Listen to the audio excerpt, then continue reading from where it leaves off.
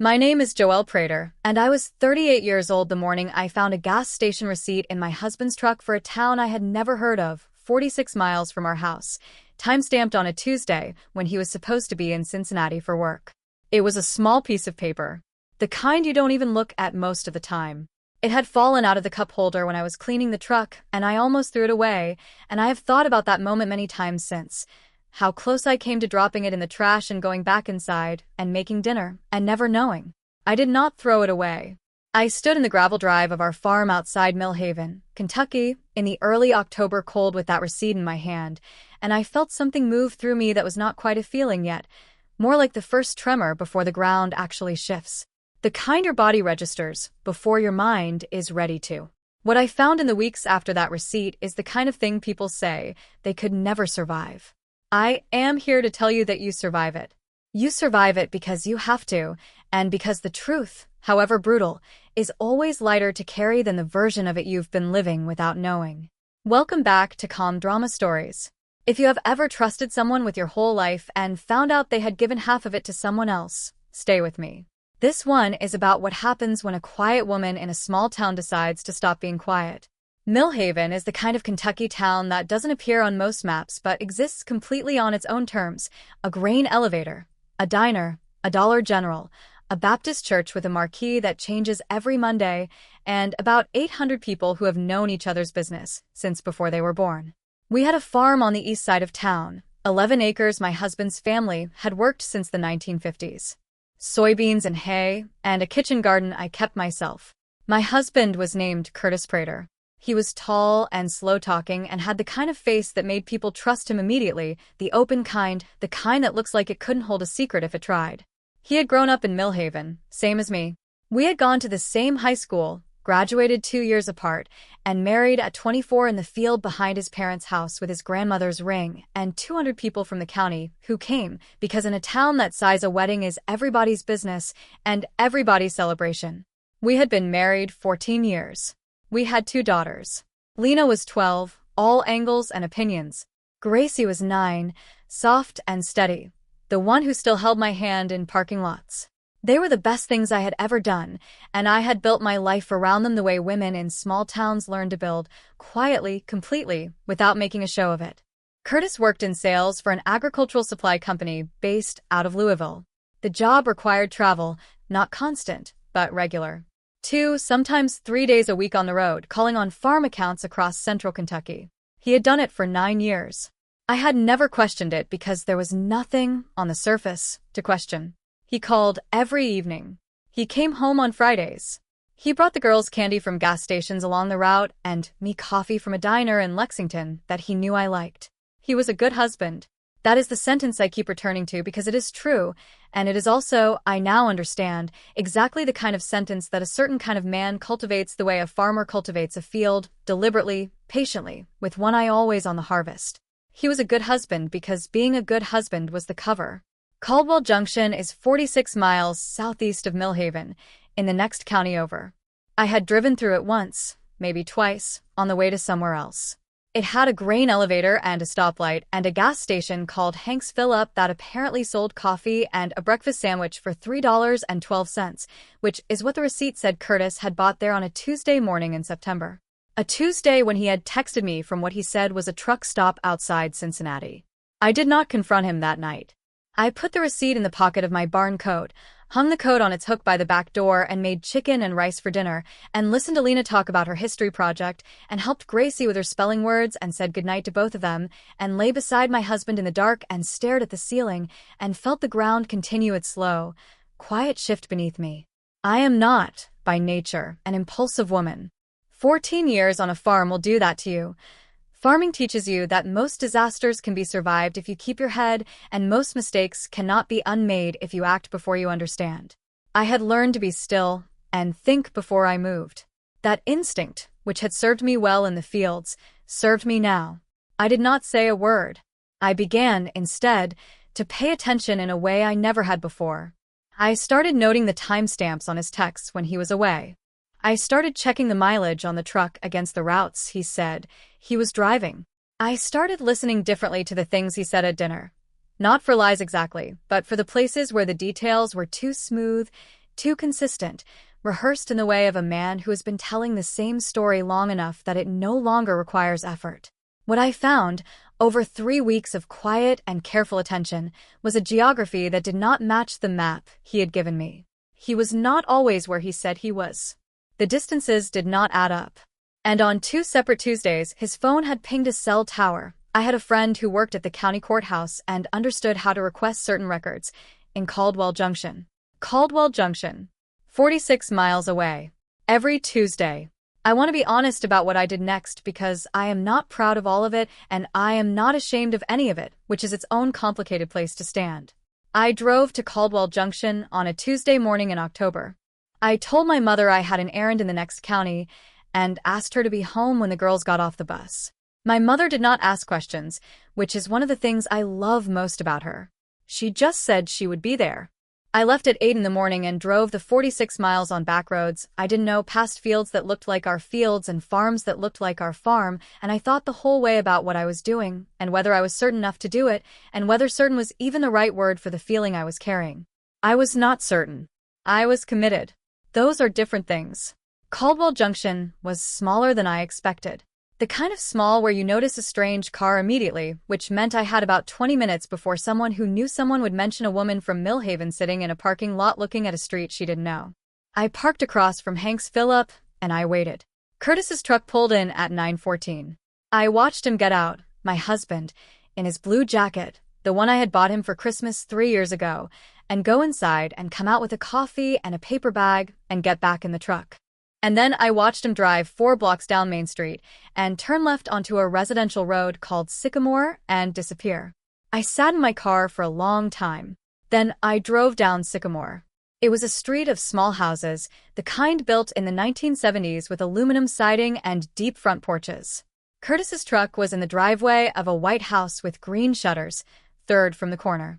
There was a swing set in the backyard, a bicycle on the porch, a minivan parked beside the truck with a stick-figure family on the rear window. I drove to the end of Sycamore and turned around and drove back out to the main road and pulled into the parking lot of a Baptist church and put my head on the steering wheel and stayed there until I could breathe in a straight line again.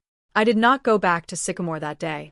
I drove home and fed the animals and started dinner and picked up my daughters from the bus stop and held Gracie's hand in the driveway and told myself that I was not going to fall apart before I knew everything, because falling apart before you know everything costs you the ability to act clearly, and I needed to act clearly. I called my friend Darla that night after the girls were in bed. Darla had been my closest friend since 2nd grade and was the only person on earth I trusted with something this large. She came over the next morning and sat at my kitchen table, and I laid out everything I had, the receipt, the cell tower records, the mileage discrepancies, what I had seen on Sycamore, and she listened the way she always listens, without interrupting, until I was finished. Then she said, "How long?" I said I didn't know. That was the question that undid me most. Not what, but how long. How many Tuesdays? How many Friday homecomings with candy from gas stations and coffee from the Lexington diner? How many times I had sat across from him at dinner, and the table had been a performance, and I had been the audience. Darla said, "What do you need?" I said, "I need to know the whole thing before I say a word to him." She nodded. Then she said the name of an attorney in the county seat, a woman named Patricia Home who handled family law and was known for being thorough and unflappable and expensive enough that people tended to take her seriously. Darla had gotten divorced 3 years before. She knew things I didn't. I called Patricia Home the next morning. Patricia Home was a small woman in her 60s with white hair and reading glasses on a beaded chain and the manner of someone who has heard every version of every marriage fall apart and has long since stopped being surprised by any of it. She listened to everything I told her and asked 3 questions, each one more specific than the last, and when I finished, she folded her hands on her desk and said, "Before we talk about divorce, we need to talk about documentation. Because what you have right now is a suspicion with some circumstantial support. What you need is a complete picture.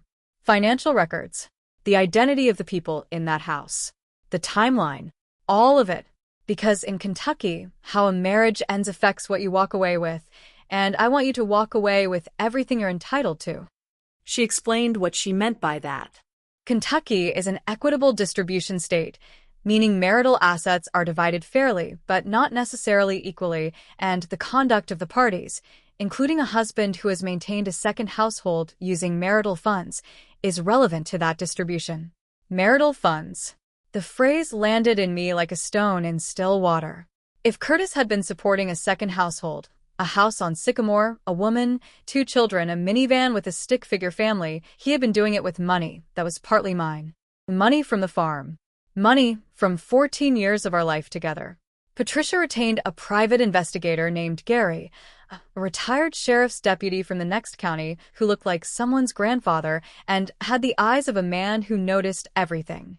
Gary spent 2 weeks on Sycamore and came back with a file that answered the question I had been most afraid to ask. How long? 9 years. 9 years. The same year Curtis had started the sales job.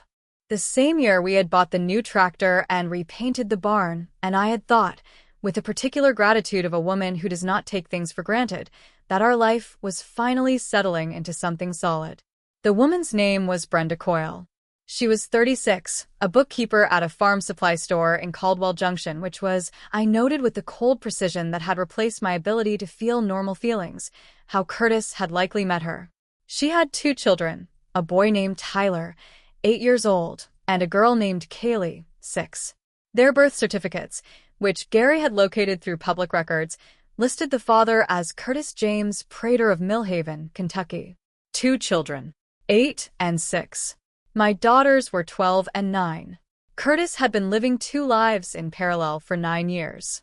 He had been a husband and a father in Millhaven on the weekends, and a husband and a father in Caldwell Junction on the weekdays, and he had driven 46 miles between them every Friday and every Monday, and somehow, for 9 years, neither life had known about the other. I sat in Patricia's office and read Gary's file from front to back, and I did not cry. I had cried already, alone in my car in the Baptist church parking lot, and that had been the crying of shock. This was something else.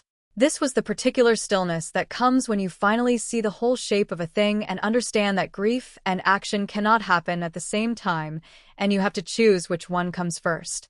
I chose action. Patricia said, Brenda Coyle did not know about you. I looked up. Gary spoke to a neighbor on Sycamore. Brenda believes she is in a relationship with a man who travels for work and comes home on weekends. She does not know he has another family. She is not your enemy, Vivian. She is the other person he did this to. I held that for a long time. It did not make me feel better.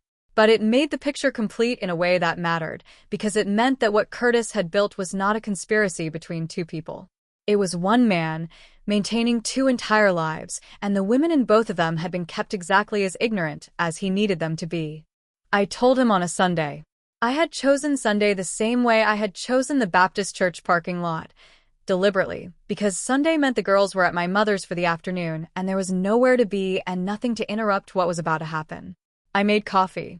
I put Gary's file on the kitchen table. I sat down and waited for Curtis to come in from the barn.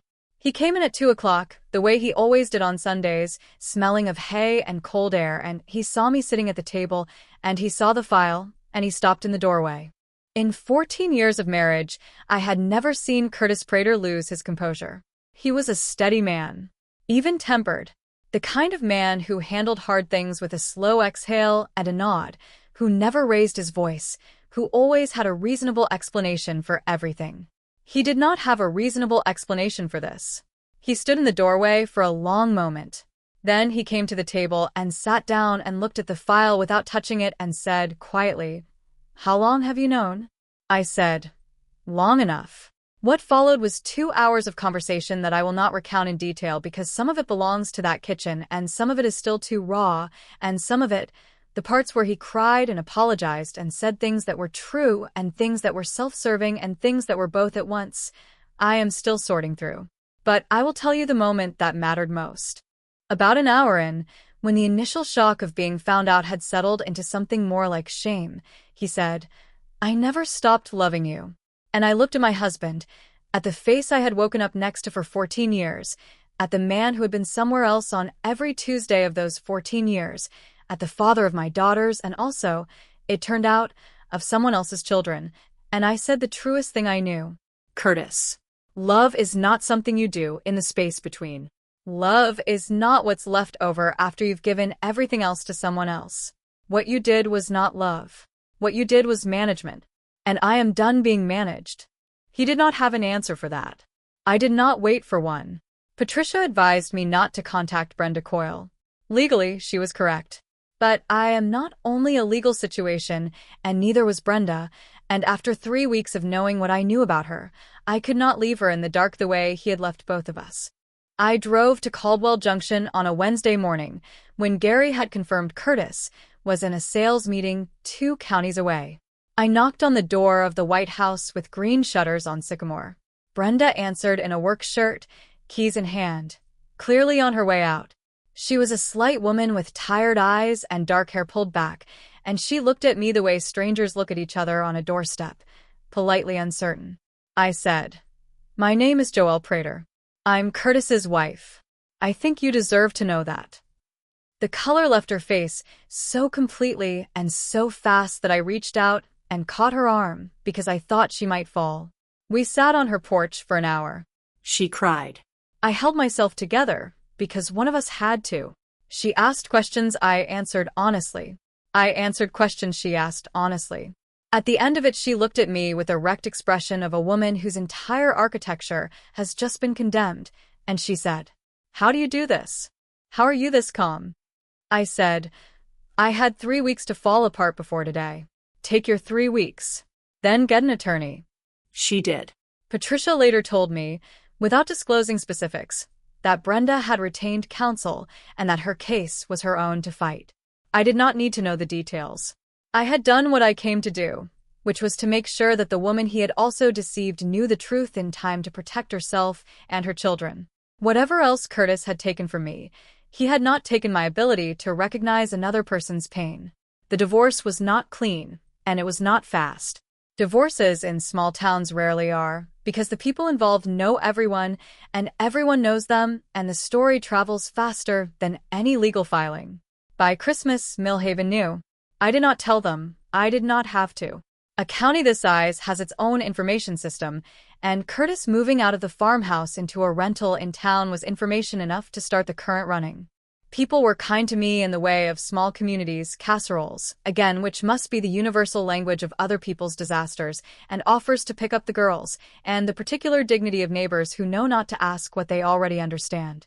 My mother came every Tuesday and stayed through dinner. Darla came on Thursdays. The farm kept going because farms don't stop for the feelings of the people who run them, and I am grateful for that, for the animals who needed feeding and the machinery that needed winterizing, and the 10,000 small tasks that kept my hands busy and my mind from disappearing entirely into what had been done to me. Patricia was as good as her reputation. The documentation of Curtis's second household, 9 years of expenditures on a house, utilities, groceries, children's clothing, school supplies, medical bills, all traceable through bank records and credit card statements, represented a significant diversion of marital assets. In Kentucky equitable distribution, the court takes that seriously. The farm stayed mine. Patricia was clear, and the record was clear, and Curtis, to whatever credit he had remaining, did not fight it. The farm had been in his family, but the 14 years of work I had put into it were documented, in tax filings, in improvement records, in the agricultural schedules we had filed together every year. A farm is not an abstraction. It is labor and time, and it was as much mine as his, and the court recognized that. He paid support. He saw the girls on a schedule that Patricia negotiated carefully because whatever Curtis had done to me, Lena and Gracie were still his daughters, and they deserved a father who showed up for them even if he had not shown up for me. That was the hardest part. Not the legal piece.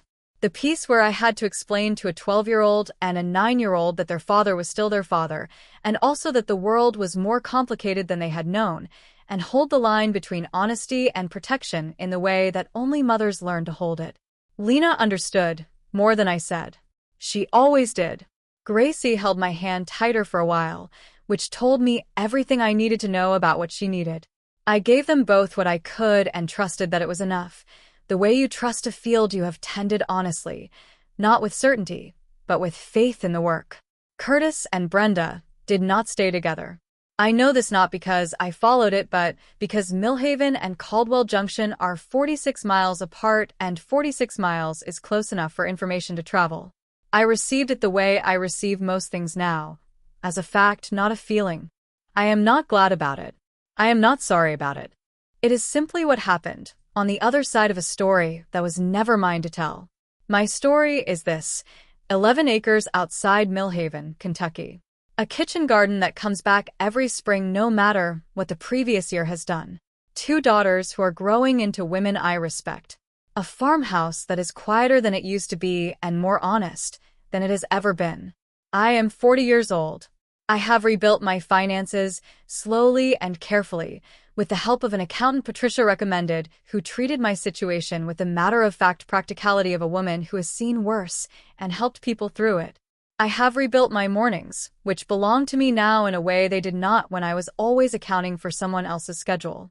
I have rebuilt my sense of my own judgment, which took the longest, because the hardest thing about being deceived by someone you trusted completely is not the betrayal itself, but the months afterward when you cannot trust your own reading of anything. That passes. I want to say that clearly for anyone who needs to hear it. The inability to trust your own instincts after a deception this size is temporary. It does not mean you were foolish. It means he was practiced. There is a difference, and learning to feel that difference in your bones takes time, but it comes. My name is Joelle Prater. I found a gas station receipt in a truck cup holder on an October morning and followed it 46 miles to the truth. The truth was harder than anything I had imagined. It was also, in the way that true things always are, exactly what I needed to find. A small piece of paper. The kind you almost throw away. I am glad I didn't. If this story reminded you to pay attention to the small things, to the timestamps, to the distances that don't add up, trust that instinct. Your body knows before your mind is ready. Let it tell you. Subscribe, share this with someone who needs it, and I will see you in the next one.